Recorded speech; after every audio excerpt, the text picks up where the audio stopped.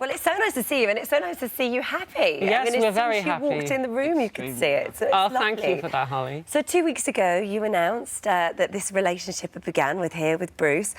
But for Bruce, for you, this is kind of something that started a very long time ago, because you've always had your eye on Lauren, haven't you? To a degree, yes. I mean, I've followed Lauren's career. I've always liked her. I always felt that we probably would have had some sort of connection, because when we were children, we grew up in the same neighbourhood, so I remember seeing Lauren about when I was You're only pretty doors young. away, really, weren't you? Yeah, it's, parallel streets. I mean, I lived in a street and Lauren lived in the adjacent street, so I used to see her around a lot. Her dad had this really cool June buggy and they used to drive around the neighbourhood. We never met. But we never met. No, we didn't. But then obviously I followed Lauren's career and saw that and her transition, and obviously myself with mine. And I just thought, you know, even if we ever met just as friends, it would be nice to meet up and just sort of say that we had that little bit of history, and now we've got a lot in common. We didn't expect to feel the way we did on the first day, wasn't it? Not really, no. Well, how did you? Because you got in touch and via Instagram. Sent a message and you never got it, or you didn't reply. Well, I got a reply, but I got the love heart reply, Phillip. You know, that's kind of like the woman does the thing. I've acknowledged you, but I don't want to. Playing hard to get, I think. Yeah, she's playing hard to get for a while.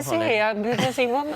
Now I've seen how busy Lauren's life is, though. I can see why I got a couple of love hearts to. So when did it work out then? So how did it go from that kind of slightly playing hard to get or whatever it was? How did it then go from that to arranging a first date? Lauren was on holiday, so I'd sent a couple of messages, I think early January, and I think Lauren had the holiday at the end of January to Benidorm, and I'd followed her holiday on Instagram, and she put a video on there that I quite liked, so I thought I'm going to send her one more message. This is my last attempt, because I thought I could only take so many love heart replies. You left his telephone number, though. So I left a telephone number. It was very direct, and at the time I thought, well, OK, then. That's quite... Let's give it a go. I just thought I'll go for it. Give her my number. Well, I gutsy man, so... Because, Lauren, for you, like, you've kind of self-admitted this, that you've been quite unlucky in love, and so it must be quite hard to sort of trust somebody. And I guess sort of when somebody is following you and on Instagram or whatever social media platform it is, and then they want to get in touch, it must be quite hard to actually trust that person. Yes, it is, but with me and Bruce, it wasn't like that.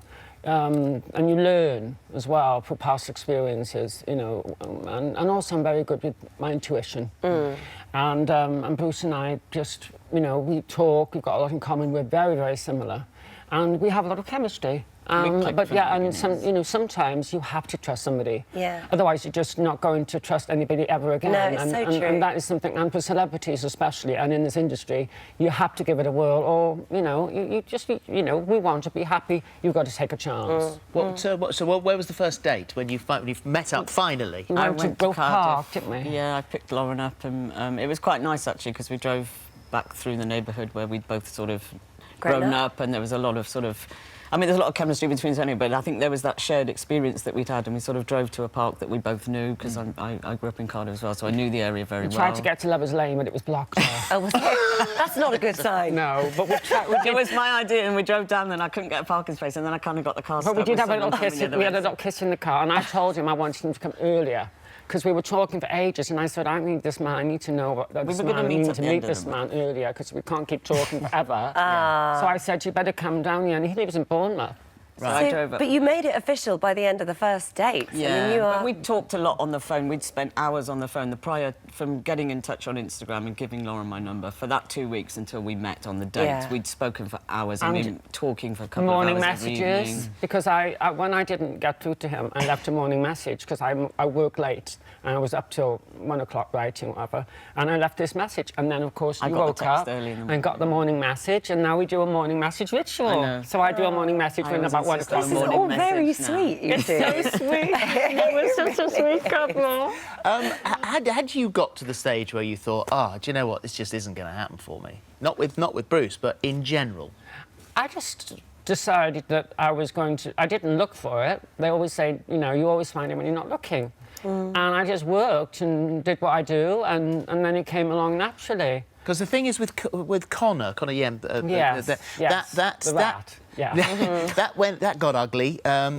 He said it was fake, and that it wasn't a real relationship. And so the problem is with stuff like that is that when you, and we can see obviously that you. Yes, well, with regards to Connor, I'll tell you it straight. Platonic, nothing happened. But regards to a relationship, yes. There was one, and then once he told the press there wasn't one. No one wants to know him. Well, but that's hurtful. it. Yeah, that's very hurtful, and it did hurt my heart, and took me ages to recover from. Well, let's not dwell on the past, because the future is Bruce. The future He's not part of our story. No, he's not, Yes. and we didn't even want to talk about him, but we knew you'd have to mention it. But do you worry that, you know, with something that is quite obviously, and we're sitting here looking at it, something that's real, that people will say, oh, it's another publicity stunt, or it's what? We've discussed that. We know that they're going to be cynics. We know they're going to be sceptics. But we've both said time will tell. You know, basically, we both know we're in this for keeps. We both know how we feel. With my life, I've always taken chances. Yeah.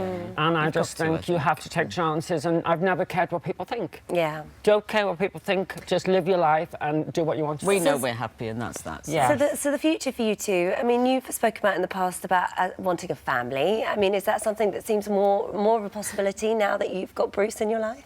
Well, Bruce said never say never.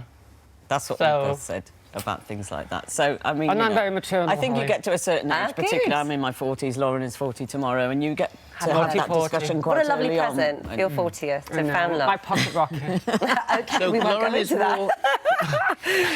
Lauren had to say it, didn't she? Yeah, of course. I knew she would.